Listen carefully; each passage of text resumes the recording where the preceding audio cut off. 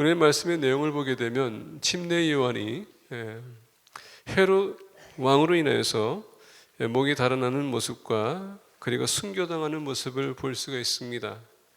아마 우리가 구약과 신약을 통틀어서 보게 되면 침례 요한처럼, 이 선지자 중에서 침례 요한처럼 비극적으로 죽은 선지자는 없는 것 같습니다.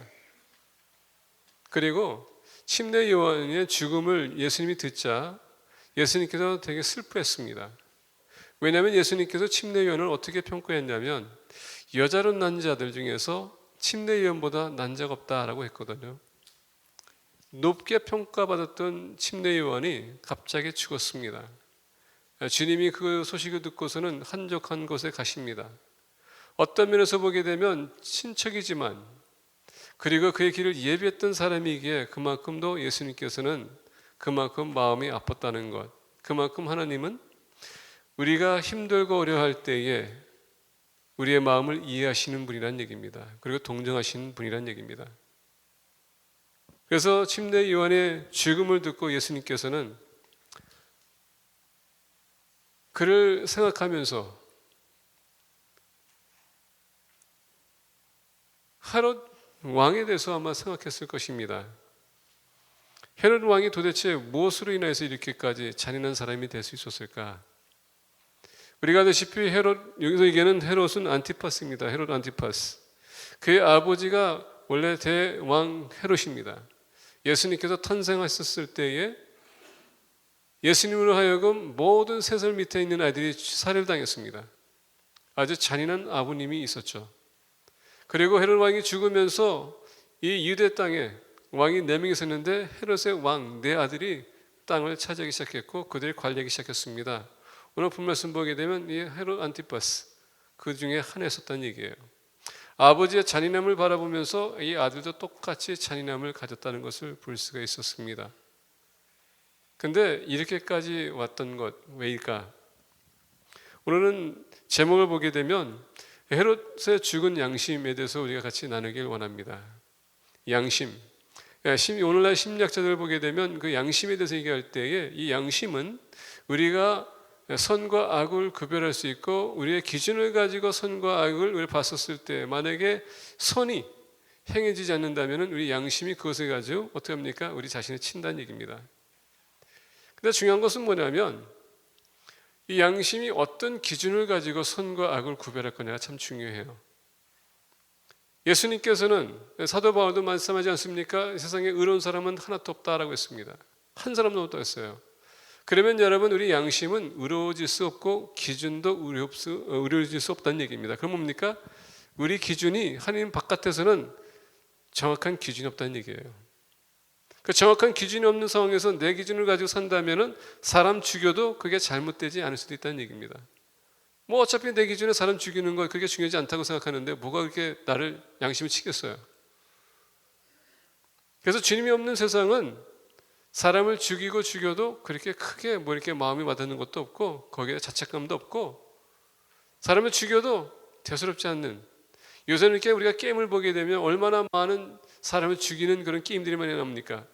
이거로 인해서 심리학자들이 하는 얘기가 뭐냐? 많은 살해 사건들이 일어나고 사람 많이 죽여도 그들이 아무런 반응이 없고 감정이 없는 것은 너무 게임으로 인해서 사람을 죽이다 보니까 이 뇌가 이미 입력한 것은 사람 죽여도 괜찮다. 양심이 없다는 얘기예요. 예수님을 만나고 우리가 말씀을 알고 진리를 안들 그 진리가 우리의 기준이 되어야 된다는 얘기입니다. 우리 믿는 사람들이 그 기준을 벗어나게 되면 여러분 스스로가 양심을 벗어나게 되고 벗어난 사람들은 그 양심이 죽는 것입니다. 오늘 본 말씀 보게 되면 헤롯 왕의 양심이 벌써 이미 죽은 양심이에요. 그래서 이 죽은 양심을 우리가 바라보면서 죽은 양심은 뭔가 그리고 어떻게 우리 지배하고 있는가 좀 보기 원합니다.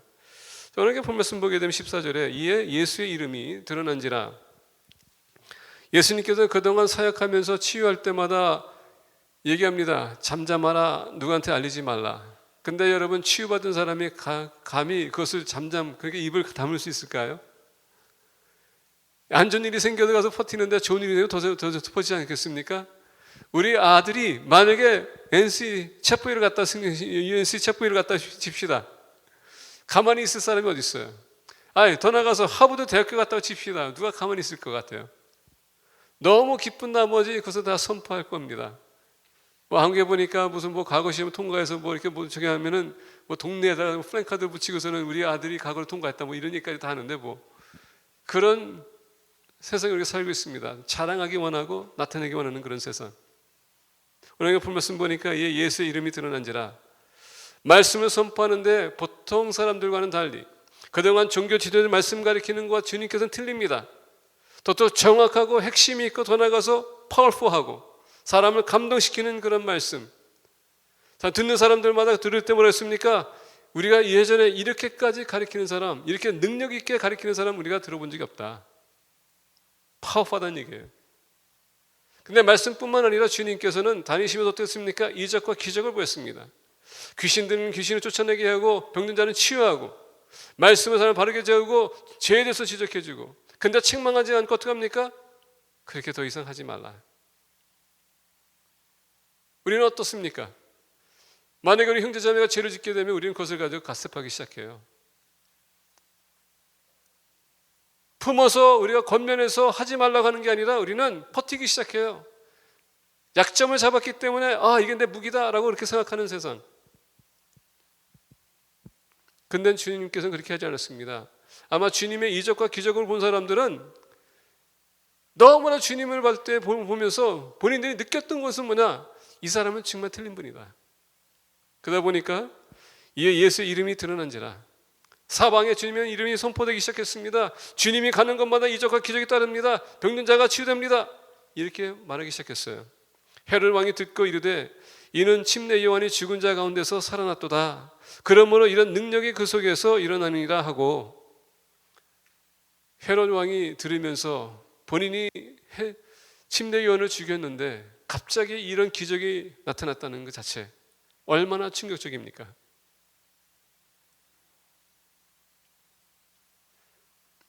어떤 이는 그가 엘리야라고 하고 또 어떤 이는 그가 선지자니 옛 선지자 중에 하나와 같다 하되 16절 보니까 헤롯은 듣고 이르되 내가 목벤 요한 그가 살아났다 하더라. 여기서 보니까 영어로 보게 되면 he repeated 계속 반복했다라는 말씀이 있습니다. 내가 분명히 침례 요한을 죽였는데 내가 분명히 침례 요한을 죽였는데 왜 이런 기적이 나타나지? 내가 분명히 침례 요한을 죽였는데 어떻게 이런 사건들이 나타나는가? 뭡니까? 지금 헤롯은 그의 잘못된 그 죄, 양심이 치는 겁니다. 그의 죄과에 대해서 죄책감 때문에 지금 뭡니까? 계속 자기 양심이 그걸 때리고 있는 거예요. 양심이 죽게 되면요 그것까지도 듣지 못할 때가 많다는 얘기예요. 헤롯은 너무나도 괴로웠을 것입니다. 내가 분명히 침례 요한을 죽였는데 어떻게 그가 다시 살아날 수 있을까? 여러분 오늘 헤롯을 볼 때에 이 죄책감 때문에 얼마나 그의 생각과 그의 믿음의 기준과 그리고 여태까지 중심이 흔들리는지 보기 원합니다. 헤롯 안티파스는 원래 사두개인입니다. 사두개는 누굽니까? 모세의 오경만 믿었던 사람들이에요. 그들은 사람이 죽으면 부활이라는 것을 믿지 않습니다. 근데 오늘 말씀 보니까 어떻게 했다고요? 침례 요한이 다시 살아났다. 본인의 믿음과는 전혀 상관없는 것에 지금 예민해지고 있었다는 얘기예요. 만약에 침례 요한이 죽었다면 그가 살아날 수도 없는 것을 믿던 사람이 갑자기 얘기하기를 그가 살아났다. 자기의 믿음의 신앙이라고 했죠? 그게 지금 기둥이 흔들리고 있는 거예요. 양심이 죽으면 우리의 믿음의 기준이 흔들리기 시작해요. 내가 믿는 것 그게 혼동이 오기 시작합니다. 컨퓨전이 옵니다. 그러다 보니까 또 보겠습니다. 헤롯은 듣고 이르되 내가 목벤 요한 그가 살아났다. 근데 여러분 우리가 침례 요한의 삶을 보게 되면 침례 요한은 이적과 기적을 베푼 적이 없어요. 원래 침례 요한이 왔었던 것은 뭡니까? 회개하라 천국이 다 가까웠느니라. 그리고 침례를 준 것 외에는 다른 것 없어요. 그래서 우리 침례 요한의 삶을 보게 되면 그에게 이적과 기적이 행함이 따르는 그런 얘기가 없어요. 근데 오늘 말씀 보니까 헤롯은 침례 요한이 살아났다는 것 자체. 근데 오늘 말씀 보게 되면은 1절에 돌아가서 침례 요한이 죽은 자 가운데서 살아났도다. 그러므로 이런 능력이 그 속에서 일어나니라 하고, 이것을 우리가 영어로 얘기하면요, 훌루시네이션이라는 얘기입니다. 상상하는 것. 침례 요한은 한 번도 이적과 기적을 베푼 적이 없는데 마치 그가 이적을 베푼 것처럼, 또 어떤 이가 그가 엘리야라고 하고, 또 어떤 이는 그가 선지자 아니 옛 선지자 중에 하나와 같다 하되, 여러분 오늘 이렇게 본 말씀 보면서 느끼게 될 것은 뭐냐면, 지금 여러 사람들이 침례 요한을 어떻게 평가하고 있는지를 지금 보기 원해요. 침례 요한이 어떤 사람 같다고요? 엘리야 같다.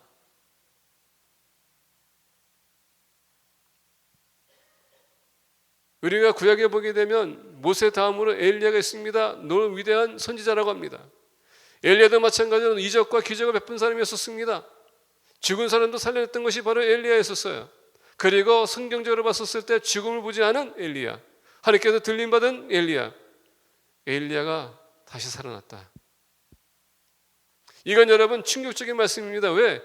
이스라엘 백성들에게 엘리야가 다시 살아났다는 것은 그들에게 은혜가 아니라 하나님의 심판이나 마찬가지이기 때문에.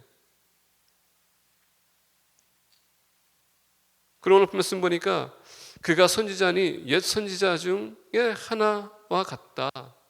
침례 요한은 옛 선지자, 말씀을 선포하고 이적과 기적 따르는 사람, 지금 침례 요한이 얼마나 높은 평가를 받았는지. 자, 그렇다면은 여러분, 우리가 이제 우리 스스로 돌이켜보기 원합니다. 많은 사람들이 여러분들을 믿는 사람이라고, 교회 다니는 사람이라고, 하나님의 자녀라고 평가하는데, 여러분들 지금 어떤 평가를 받고 있을까요? 여러분들 친구한테 한번 물어보시기 바랍니다. 이번 주에 여러분 이 예배 끝나시고 돌아가셔서 여러분들 친구들한테 여러분들 한번 평가해달라고 여러분 물어보세요. 많은 기대는 하지 마시고요. 평가를 한번 해달라고 한번 해보세요. 저도 어차피 여러분 평가 물어보지 않아도 여러 사람들 다 평가하고 있어요. 다 들리고 있습니다. 예, 목회자는 항상 여기 앞에 서 있기 때문에 가장 평가받기 좋은 사람이에요. 말씀이 어땠다느니, 뭐가 어땠다느니, 뭐 많이 듣고 있어요. 그렇기 때문에 내 연약함도 압니다. 근데 여러분들 스스로가 좀 평가를 좀 받아야 될 것 같아요. 여러분들 스스로 평가를 받게 되면 다른 사람에게 쉽게 평가 안 할 겁니다. 우리는 또 때로는 너무 우리 자신을 모르는 것 같아. 우리만 잘난 것처럼 착각할 때가 많아요.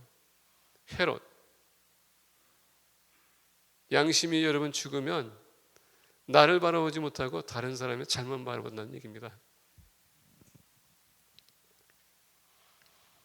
헤롯은 듣고 이르되 내가 목벤 요한 그가 살아났다 하더라. 양심이 죽게 되면 첫 번째 죄책감에 우리가 사로잡힙니다.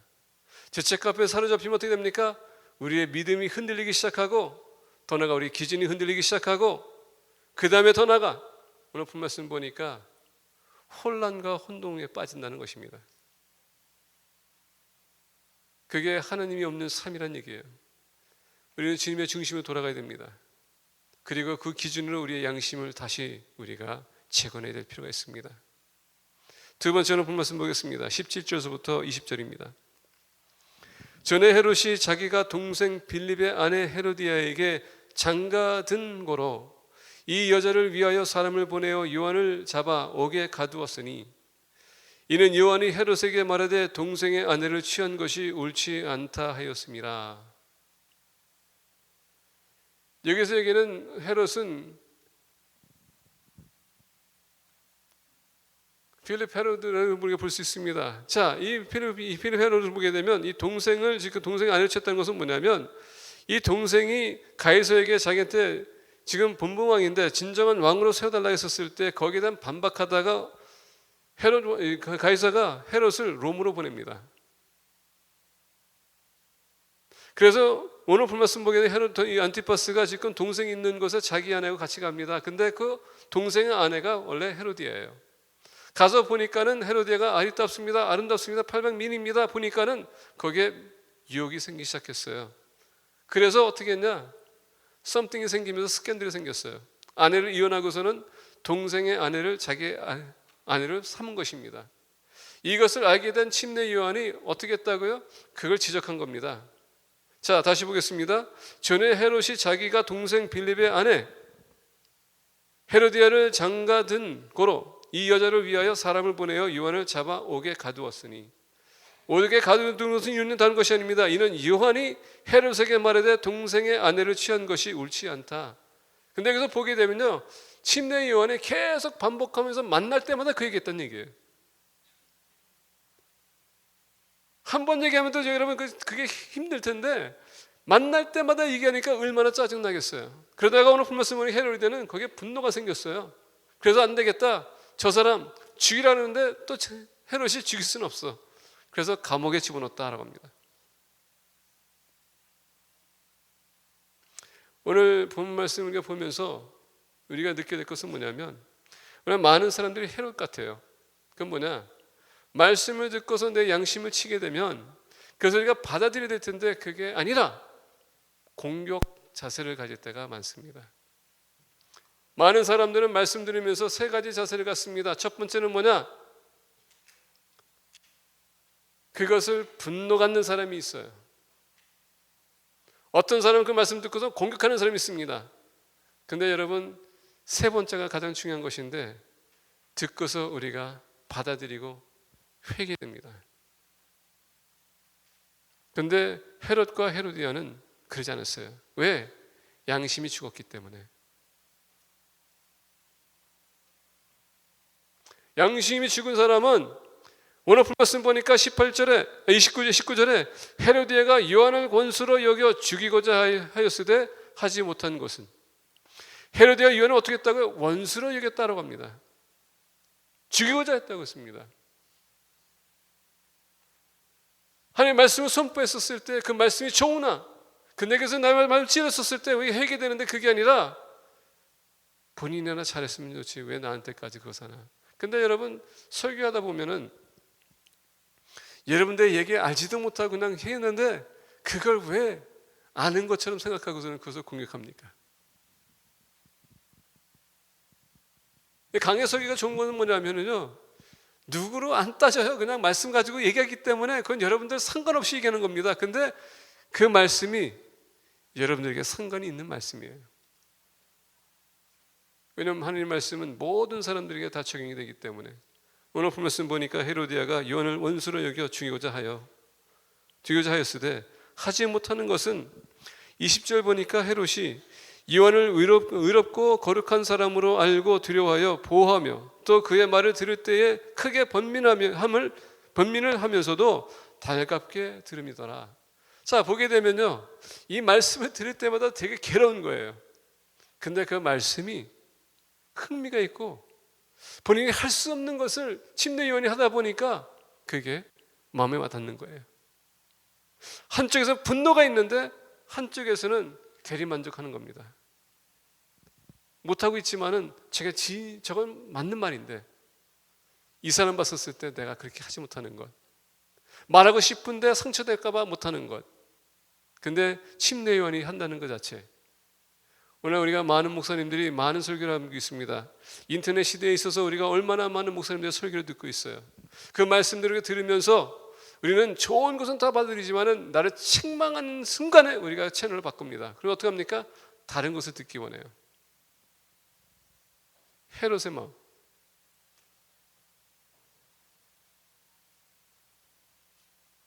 그게 너무나도 괴로운 겁니다. 헤롯의 마음. 되게 아이러니합니다. 미워하면서도 말씀 들을 때마다 그게 도전이 되고, 죽이고 싶지만은 그럼에도 불구하고 말씀 들을 때마다 기쁨이 오고, 되게 아이러니합니다. 어떻게 이런 성품이 한 사람이 있을까? 미우면 하는 양 없이 미워야 되고 헤로디처럼 죽이고자 하는 마음이 있어야 될 텐데 그게 아니다. 그를 보호하면서도 말씀 듣는 것. 어떤 면에서는 이 헤로드는요, 양심이 지금 막 혼동이 오고 있습니다. 어떻게 이것을 어느 쪽으로 택해야 될지. 근데 침례 요한의 말을 들었다면 본인이 다시 헤로디아를 동생에게 보냈어야죠. 자기 아내를 품었어야 되겠죠. 근데 그것도 안 되는 그런 상황.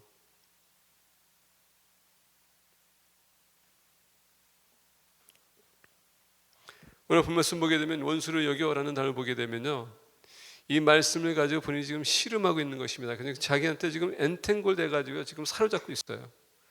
어떻게 해서 내가 저 사람을 죽일까? 마치 종교지도자들이 주님께서 죽이고자 했던 여러 가지 각도에서 그 주님을 고소하고자 했던 사람들처럼 이 헤로디아도 침례 요한을 죽이고자 했던 그 마음이 가득했죠. 여러분, 양심이 죽으면 아까 말씀드렸죠? 기준이 없다고.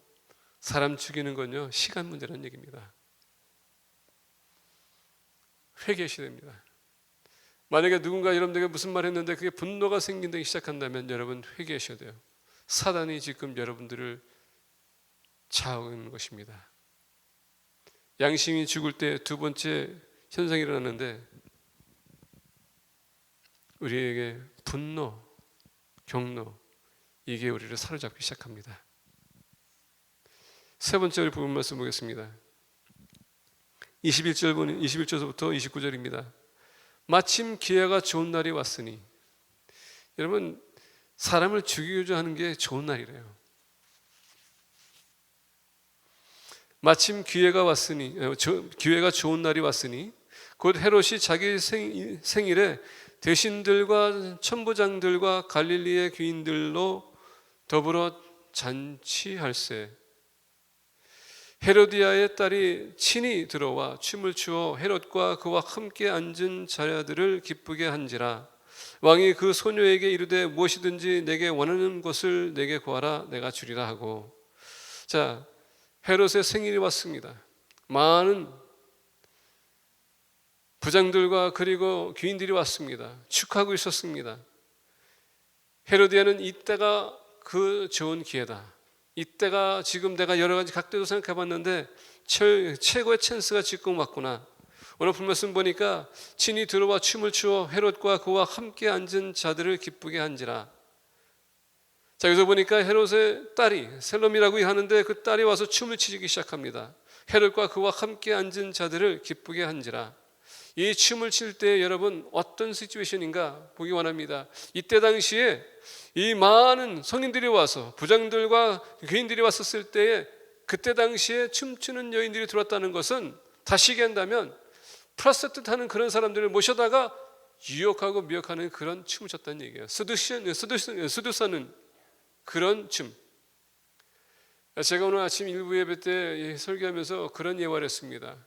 여러분들 중에서 혹시 배첼러 파리 가본 적이 있으십니까? 배첼러 파리도 마찬가지고 배첼러 파리. 여러분, 배첼러 파리 가게 되면 대부분 믿는 사람들은 그런 일이 없겠죠. 있어도 안 되고.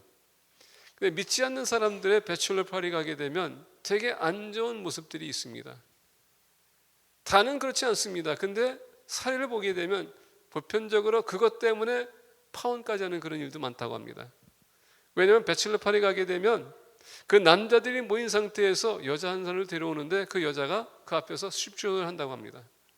그리고 거기서 저기 간다면 뭐 그렇게 큰 문제가 없겠죠, 뭐 세상 속인 사람들은. 근데 그 여자의 목적은 뭐냐? 그 배첼러를 유혹하고 썸띵까지 가는 것이 원래 그 목적이래요. 작은 돈 받는 것이 아니기 때문에. 이게 세상 사람들이 여러분 살아가는 배첼러 파리입니다. 근데 반면에 배첼러 파리도 마찬가지로 남자를 데려와 가지고 또 그렇게 한다고 합니다. 거기서 여러분 남자 여자 뭐합니까? 춤추는데 그건 뭡니까? 유혹하기 위해서. 이게 지금 춤이 바로 그 춤을 얘기하는 거예요. 이 어머니는 이 딸을 지금 침례 요한을 죽이기 위한 도구로 삼았다는 얘기예요. 자기 이익을 위해서, 유익을 위해서 지금 자기 딸을 팔았다는 얘기입니다. 제가 브라질에 있었을 때에 이렇게 길을 가다 보면 노숙자들이 많아요. 근데 이렇게 스탑사인 이렇게 쓰게 되면요, 대부분에 보면 어린애들이 와가지고 구걸에 손을 이렇게 유리창 이렇게 두들기고서는 손을 내밀어요.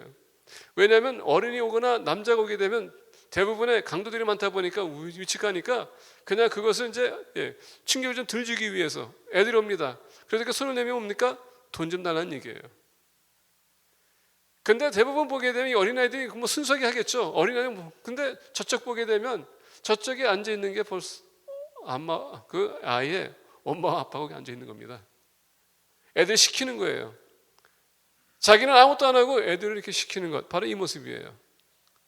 자기 유익을 위해서 아이를 도구로 삼는 것, 하는 것. 지금 이 시츄에이션입니다. 어떤 부모가 자기 자녀를 이렇게까지 남자들 앞에서 이런 춤을 추게 하고, 이런 사람을 가지고 우리가 양심이 없는 사람이라고 하지 않습니까? 그게 바로 헤로디아세요. 근데 이 바보 헤로드는 그것을 보면서 오늘 본 말씀 보겠습니다. 헤로디아의 딸이 신이 들어와 춤을 추어 헤롯과 그와 함께 앉은 자들을 기쁘게 한지라. 왕이 그 소녀에게 이르되 무엇이든지 내가 원하는 것을 내게 구하라, 내가 주리라 하고. 얼마나 자기 조카입니다. 이제 헤로디아가 결혼했기 때문에 자기 딸입니다. 그런데 딸이 이렇게 하는 것을 보고 기뻐했다.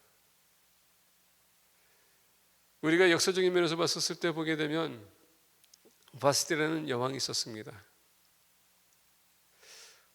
바스티 여왕이 그때 당시에 잔치가 있었을 때 왕이 불렀습니다. 그 많은 사람들 앞에서 당신의 미모를 보이라. 그건 뭐냐면 벌거벗고 그 미모를 보이라는 얘기였었어요. 여왕이 하지 않았습니다. 어떻게 했습니까? 쫓아냈어요. 그래 에스더가 여왕이 됩니다. 똑같은 시츄에이션이에요. 남자들에게 자기 딸을 추한 모습으로 보이고 기쁨을 얻는다는 것, 얼마나 양심이 없는 사람인가. 우리 부모님들 특별히 주의하세요. 우리 자녀들도 마찬가지로 주의하십시오.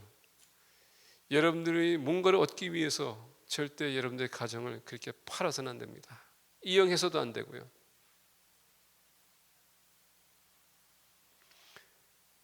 또 맹세하기를 무엇이든지 내게 구하면 내 나라의 절반까지라도 주리라 하거늘 그가 나가서 그 어머니에게 말하되 내가 무엇을 구하리까? 그 어머니가 이르되 침례 요한의 머리를 구하라 하니 그가 곧 왕에게 급히 들어가 구하여 이르되 침례 요한의 머리를 소반에 얹어 곧 내게 주기를 원하나옵나이다 하니 왕이 심히 근심하나 자기가 맹세한 것과 그 앉은 자들로 인하여 그를 거절할 수 없는지라.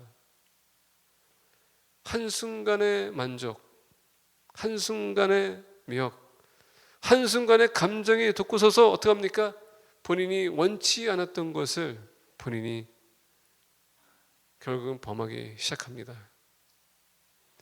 본인은 침례 요한을 죽이기 원하는 마음이 없었어요.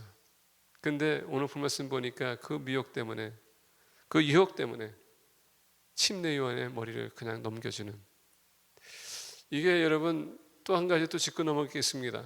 오늘 많은 분들이 말씀 들을 때 감정적으로 우리가 치우쳐서 감정이 막 이렇게 그냥 스들돼 가지고 우리가 해서는 안 될 맹세할 때가 많아요. 안 그렇습니까? 부흥 강사 와가지고 뭐 우리가 무슨 얘기하든 여러분 상관없이 그냥 감정에 치우쳐가지고 아멘 할 때가 많은데, 여러분 그 아멘 하는 순간에 여러분들 동의한다는 얘기예요. 그 맹세한다는 얘기입니다. 저는 너무나도 많은 걸 봐요. 강사님이 와가지고 뭐라면 막 그냥 우리는 모르게 막 아멘 하고요. 그리고 어떤 사람들은 강사님이 와가지고서 무슨 얘기하면서 예수님 영접하세요, 영접하는 사람 손 들으세요, 아니면 영접하는 사람들 일어나세요 보면은 대부분에 보면 어떨 때는 집사님들도 장로도 다 서요. 그날 그거 보는 겁니다. 아니 예수님 영접하지 않았기 때문에 지금 다시 영접하는 건가? 저 지금 제가 이게 무슨 말씀인지 아시죠? 너무 감정에 치우치다 보니까 우리가 기준이 있는데 그 기준을 벗어날 때가 많아.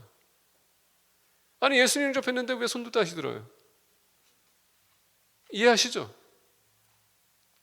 예수님 영접했는데 왜 다시 일어나가지고 예수님 영접하려고 일어나요?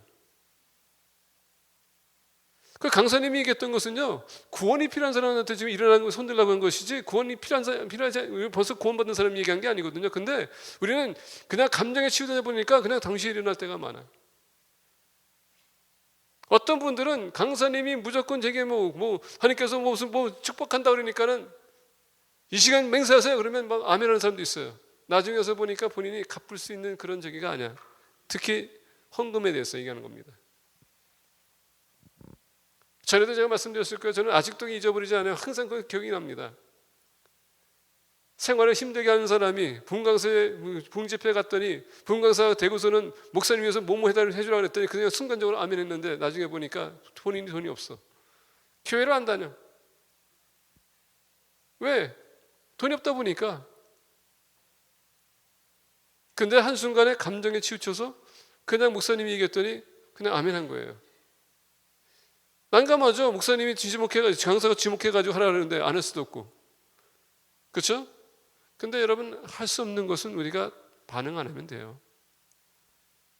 근데 Spur of the moment, 이 오늘날 많은 믿음의 공동체가 있는 건데 Spur of the moment로 인해서 우리가 할 수 없는 것을 하겠다고 고백할 때가 많습니다. 근데 이게 이제 여기 와서 이제 시츄에이션이 이제 조금 이제 좀 힘들어질 수 있는데, 어차피 여러분들이 예수님 영접하기로 했기 때문에 예수님 영접하지 않았습니까? 이미 여러분들은 맹세했어요. 주님을 위해서 살겠다고 했으면 이제는 여러분들이 거기에 빼도 박도 할 수 없습니다. 어차피 영접한 것 여러분 최선 있게 성실하게 신앙생활 하세요. 아니면 헤롯처럼 되는 겁니다.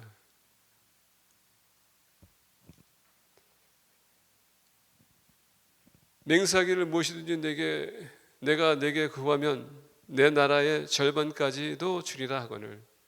여러분 얼마나 어리석습니까? 이미 헤롯과 헤로디아는 결혼했습니다. 헤롯 왕의 왕국은 원래 헤로드의 거예요. 뭐 자기 걸 준다고 얘기해. 판단력이 않습니다. 자, 그가 나가서 어머니에게 말하되 내가 무엇을 구하리까? 그 어머니가 이르되 침례 요한의 머리를 구하라. 벌써 이미 21절 가니까 마침 기회가 좋은 날이 왔으니, 헤로디아는 이 날을 노리고 있었고요. 이 날을 그가 준비하고 있었고, 침례 요한의 머리를 자르기 위해서 칼을 갈고 있었고, 마치 기회가 좋은 날에 그걸 요구했더라.